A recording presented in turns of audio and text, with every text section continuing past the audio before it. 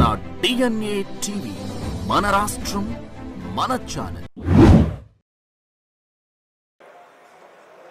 ఈరోజు భారతదేశ RSS chief అయినటువంటి శ్రీ మోహన్ భగవత్ గారు వారి సన్నిహితులతోటి కలిసి ఇంద్రకీలాద్రిపై వెలిసినటువంటి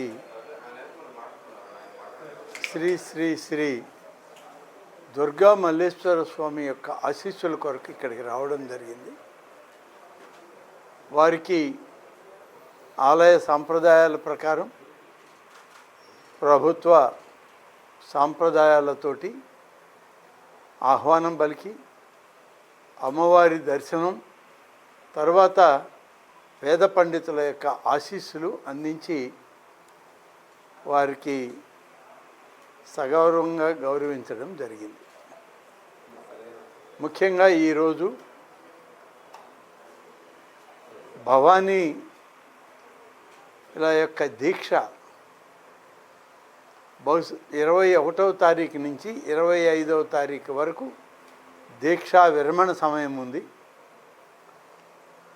5 లక్షలకు పైన భవానీలు ఇంద్రకీలాద్రిపైకి అమ్మవారి ఆశీస్సుల కొరకు వచ్చి దీక్ష విరమణ ఈ 5 రోజుల్లో జరుగుతుంది. 20 రోజుల పాటు కొంతమంది, 40 రోజుల పాటు కొంతమంది దీక్షలు జరిపి దాదాపుగా ఈ 5-6 లక్షల మంది భవానీలు ఈ 4-5 రోజుల్లో ఇంద్రకీలాద్రి దగ్గర అమ్మవారి దగ్గరికి రావడం, ఆశీస్సులు పొందడం జరుగుతుంది. దానికి అవసరమైనటువంటి ఏర్పాట్లన్నీ కూడా ప్రభుత్వ అనుమతులతోటి ఆలయ అధికారులు, వేద పండితులు, ఆగమశాస్త్ర పండితులు అందరూ కలిసి అన్ని రకాల ఏర్పాట్లు కూడా చేయడం జరుగుతుంది. రేపటికి అన్నీ కూడా పూర్తి చేయడానికి వాళ్ళు అన్ని సన్నాహాలు కూడా చేశారు. 21వ తారీఖు నుంచి భవానీలు వచ్చేటువంటి వాళ్ళు దీక్ష విరమణ సమయంలో అమ్మవారి పూజలతోటి వారికి ఇక్కడ అన్నప్రసాదం కూడా ఏర్పాటు చేయడం జరుగుతుంది. ఎక్కువగా లడ్డు ప్రసాదాల గురించి వాళ్ళు తీసుకుంటారు కాబట్టి వచ్చేటువంటి వాళ్ళు సుదూర ప్రాంతాల నుంచి, ఒక మన రాష్ట్రమే కాదు 2 తెలుగు రాష్ట్రాలు, ఒరిస్సా, ఛత్తీస్గఢ్, కర్ణాటక ఇలాంటి రాష్ట్రాల నుంచి భవానీ మాలలు ధరించినటువంటి భక్తులు దీక్ష విరమణకి ఇక్కడికి వస్తారు. వారు వచ్చినప్పుడు అన్ని రకాలుగా సదుపాయాలని ఏర్పాటు చేయాలని చెప్పి దేవాదాయ శాఖ అధికారులు, ఈ ఆలయ అధికారులు అందరూ కలిసి నిర్ణయించడం జరిగింది. ఆ ఏర్పాట్లన్నీ జరుగుతున్నాయి. ఈరోజు అమ్మవారి ఆశీస్సులు, ఈరోజు కలశజ్యోతి కార్యక్రమం ఇవాళ ఉంది. దానితో పాటు ఈ ఏర్పాట్లన్నీ కూడా పరిశీలించాం. ఈ ఏర్పాట్లన్నీ సజావుగా సాగాలని, నవరాత్రుల ఉత్సవాల్లో ఎలా అయితే భక్తులందరికీ ఆమోదయోగ్యంగా వారికి అనుకూలమైనటువంటి దిశలో మనం ఏర్పాట్లు చేశామో ప్రభుత్వం నుంచి అదేవిధంగా సహకారం, అనుమతులు ఉంటాయి. భవానీల దీక్షకు కూడా అంతే ప్రాధాన్యత ఇచ్చి చేయాలి అని చెప్పి అధికారులందరినీ కోరాం. వారు కూడా దానికి తగ్గట్టుగా ఈరోజు అన్ని ఏర్పాట్లు చేస్తూ ఉన్నారు. ముఖ్యంగా ఈరోజు ప్రత్యేకంగా మీకు చెప్పాల్సింది, ఒక సమగ్రమైనటువంటి యాప్ని దుర్గా మల్లేశ్వర స్వామి దేవస్థానానికి సంబంధించినటువంటి పూర్తి స్థాయిలో ఈ సమగ్రమైన యాప్ని ఇవాళ దీన్ని ఉపయోగంలోకి తెచ్చాం.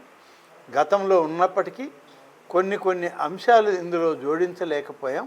ఇవాళ అవి కూడా చేసి భక్తులకు కానీ అధికారులకు కానీ ఎలాంటి ఇబ్బందులు లేకుండా ఎక్కడెక్కడ క్యూ లైన్లు ప్రారంభమవుతాయి, ఎక్కడ మనం వెయిటింగ్ హాల్స్ ఉన్నాయి, ఎక్కడ పార్కింగ్ ప్లేసులు ఉన్నాయి, ఎక్కడ అన్నప్రసాదాలు ఇస్తున్నారు, లడ్డూ కౌంటర్లు ఎక్కడున్నాయి, అలాగే అమ్మవారి దర్శనానికి వెళ్ళే క్యూ లైన్ల కౌంటర్లు కూడా ఎక్కడెక్కడ ఉన్నాయి అనేటువంటిది అన్నిటికీ సంబంధించిన సమగ్రమైనటువంటి యాప్ని ఈరోజు విడుదల చేశాం.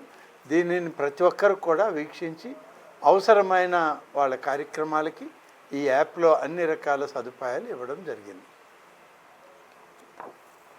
ఇంతకుముందు భవానీలు వచ్చేవాళ్ళు ఏ విధంగా ఎంతవరకు ఎవరెవరు ఉండేవారు, ఎలా ఇది జరుగుతుంది అనేటువంటిది పెద్దగా మనకి తెలిసేది కాదు. ఇప్పుడు ఈ యాప్ ద్వారా ప్రతి భక్తుడు రిజిస్ట్రేషన్ చేసుకోవడానికి అవకాశం ఉంది. ప్రతి భవానీ మాల ధరించి ఇక్కడికి వచ్చే వాళ్ళందరూ కూడా ఇందులో రిజిస్టర్ చేసుకోవచ్చు. వాళ్ళు ఎప్పుడు ఏ సమయంలో వస్తారనేది కూడా దానిలో రికార్డ్ అవుతుంది. అలాగే ఎంతమంది వచ్చారనేది చివరి రోజుకి మనకు ఒక టోటల్ నంబర్ కూడా వచ్చేటువంటి అవకాశం ఉంది. సర్వీసులన్నీ కూడా ఆ యాప్లోనే పెట్టడం జరిగింది. కాబట్టి ఈ యాప్ ద్వారా వచ్చేటువంటి భవానీలు సుదూర ప్రాంతాల నుంచి ఇతర రాష్ట్రాల నుంచి వచ్చేవాళ్ళు ముఖ్యంగా ఈ యాప్ ద్వారా అన్ని విషయాలను కూడా తెలుసుకొని వాళ్ళు ఇక్కడ దీక్షలు విరమించడం కానీ అమ్మవారి యొక్క ఆశీస్సులు పొందడానికి అన్ని అవకాశాలు ఈ యాప్ ద్వారా ఇవ్వడం జరిగింది. సార్, ఈ ఏడాది భవానీ దీక్షలకు సంబంధించి ఎన్ని హోమగుండాలను ఏర్పాటు చేస్తున్నారు, ఎలాంటి ఏర్పాట్లు చేస్తున్నారు? 3 హోమగుండాలని ఏర్పాటు చేయడం జరుగుతుంది. అది ఇప్పుడు కూడా మనం అలాగే చేయడం జరుగుతుంది. ఇరుముడి బియ్యాన్ని కానీ లేకపోతే వాటికి కానీ ప్రత్యేకమైన ఏర్పాట్లు కౌంటర్లు అన్నీ కూడా ఏర్పాటు చేశారు. అలాగే అన్నప్రసాదాలకు కూడా ఈ 5 రోజుల పాటు వచ్చేటువంటి భవానీలకి అన్నప్రసాదాలు ఆలయ దీని నుంచే మన ప్రభుత్వం అనుమతులతో ఉచిత అన్నప్రసాదాలను పెట్టడానికి నిర్ణయించుకుంది. మంచినీరు కూడా క్యూ లైన్లలో వచ్చే వాళ్ళకి మంచినీటి బాటిల్స్ ద్వారానే మంచినీరు సరఫరా చేయాలని ఈఓ గారికి వాళ్ళకి చెప్పడం జరిగింది. ఆ నిర్ణయం తీసుకొని వాళ్ళకు కూడా అనుమతులు ఇచ్చాం. అంటే భవానీలు దూరభారాల నుంచి నడకతో వస్తారు సార్, కాలినడకతో. వారి విశ్రాంతి తీసుకోవడానికి కానీ వారికి ఏమైనా ప్రత్యేకమైనటువంటి ఏర్పాట్లు హోల్డింగ్ ఏరియాస్ని మనం నవరాత్రి దీక్షల్లో వచ్చేటువంటి సమయంలో ఏ విధంగా అయితే వచ్చినటువంటి భక్తులు కాసేపు విశ్రాంతి తీసుకోవడానికి కానీ క్యూ లైన్లలో తొక్కిళ్ళు లేకుండా ఉండడానికి కానీ హోల్డింగ్ ఏరియాస్ అని పెట్టాము. ఆ హోల్డింగ్ ఏరియాస్ని ఇప్పుడు కూడా మనం కంటిన్యూ చేస్తున్నాం. ఈ యాప్లో కూడా హోల్డింగ్ ఏరియాస్ ప్లేసెస్ కూడా ఐడెంటిఫై చేసి చెప్పడం జరిగింది.